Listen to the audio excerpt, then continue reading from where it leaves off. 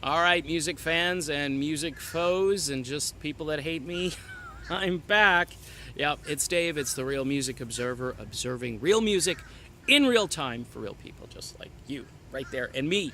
All right, so my idea last night, well, it wasn't an idea. It was actually, I think, inspired by some of the band members in Journey who might want their band back. You know what I'm saying? In a way where things are positive. Now, of course, that leaves the whole Arnel situation up in the air. My hunch is if the other guys kind of have a coup and force, because I think it's a democracy, like I say, unless someone can send me information on how the contract is worded, who has more control of the band and who decides, the fate of certain things. Throughout history, remember the band was pro Steve. Remember Steve Perry when he was in the band?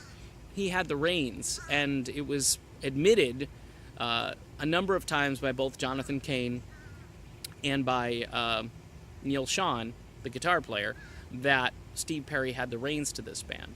And there does seem to be a lack of leadership currently, although, again, if you read Keyboard and Jonathan Cain's interview, he more or less is talking about how he's trying to keep Journey relevant. He actually, that phrase is actually in the article. So that would lead me to believe that no one person has control of this. Now, people talk about Ross Valerie, founding member, bass player.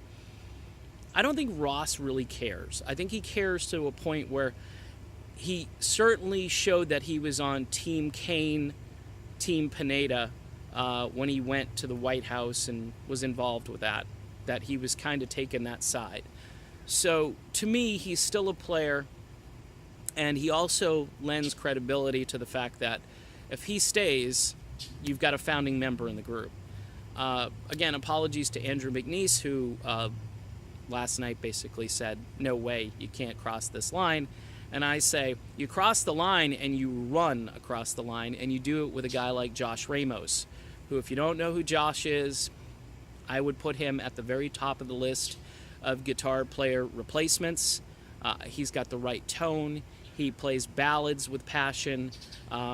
You can listen to some of his stuff. The album I would most suggest you listen to is an album that he did with singer Hugo Valente, who sounds a little like Steve Perry. Okay, I'm not gonna. When I say sounds like Perry, people just blow up because they're like, "No, nobody sounds." He sounds a little like Perry. All right, he doesn't have the same soul and the same texture as Perry, but I'm telling you this: if he were the band's singer right now, I think people would cut this band much more slack because Hugo can hit all the notes. He's currently in a band called Voyage. I don't like to give them too much exposure because I like my boys up in Northeast Ohio much better, Escape, as far as Journey tribute music goes.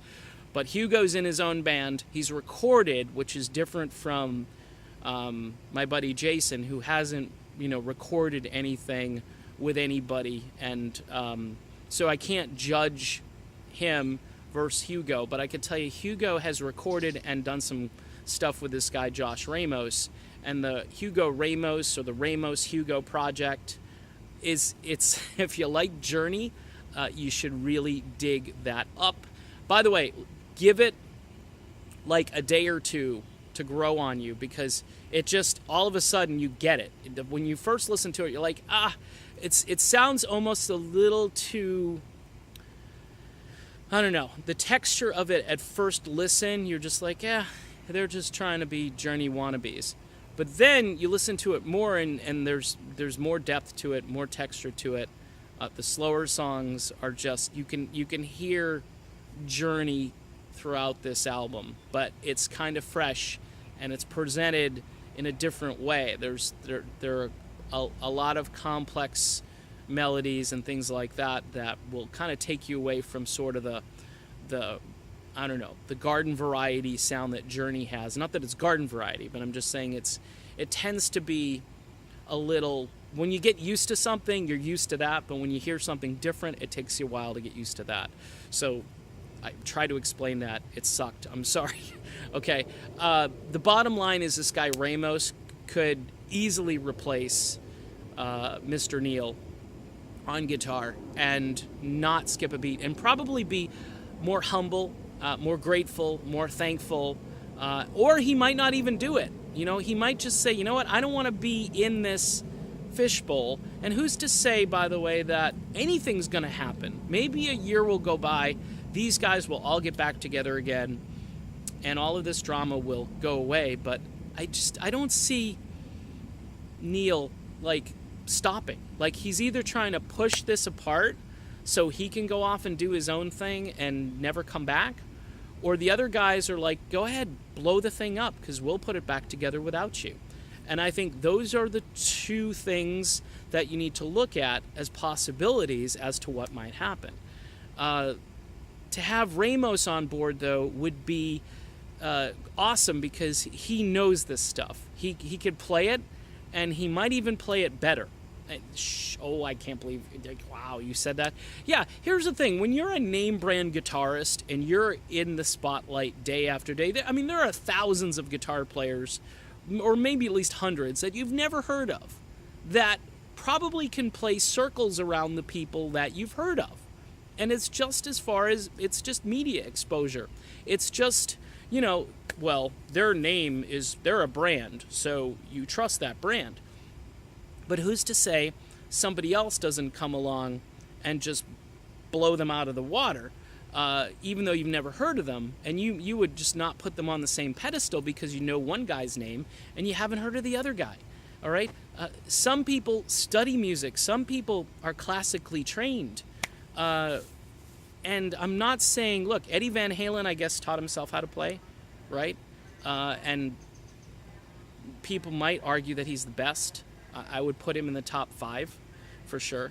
Eric Clapton, same deal. And there are other people who play guitar, but it's like their name gets recognized because they've been in bands, they've been in the whole classic rock mainstream for years.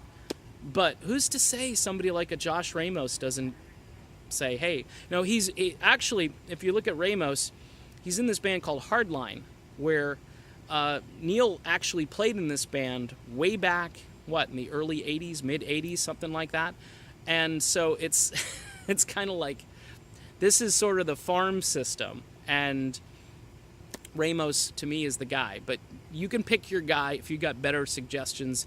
You know where I'm at. Twitter, Facebook, comments have been suspended on this page for the time being. I don't think they're coming back because there's just too much vitriol and hatred for me and my family to put up with. And I appreciate all those people that said that we're with you, and that just keep doing what you're doing. And I'm gonna keep doing what I'm doing. So guitar replacements for the guitar player for Journey, the current guitar player for Journey. Your suggestions are welcome, and that's it for the video. I'm Dave, and this is the Real Music Observer, and we will chat again soon.